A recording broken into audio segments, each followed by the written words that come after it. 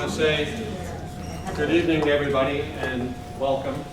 I want to thank you everybody for coming down tonight. Before we get started with Dr. Kate Goonan and Tom Newmark and them presenting they're doing their presentations, I have a couple of things that I want to make clear and a couple of things I want to introduce, including myself.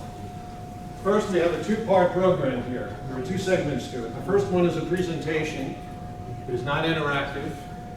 It is meant to present information, and we ask that everybody act with respect and allow the presenters to go and present their information without disruption. The second part is a question and answer, which is interactive, and you can get up and make a comment or present your question, and we'll do our best to make things clear. Please keep your comments in the Q&A to the topic in hand up at another time. What we're here to do is to say that the policy that was put in place and developed 6 years ago is out of date. It doesn't address all students.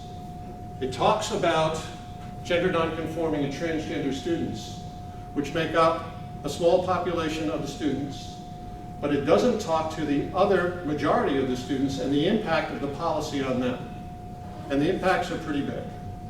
And so the new policy expands it, and it comes in and it says, here's what we think needs to be done for the entire population of the school community.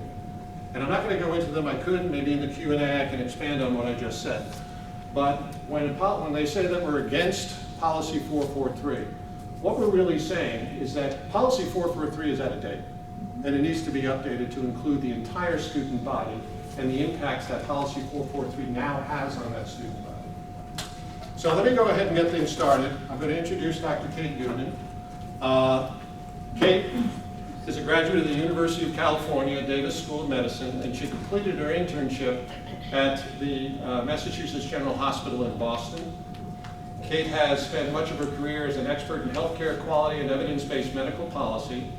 Recently retired, Kate has served as Director of Parent Advocacy for GenSpect, an international alliance of professionals, parents, and organizations providing a rational voice on gender and an alternative voice to the World Professional Association of Gender Health. So with that, I'll turn it over to Dr. Kate.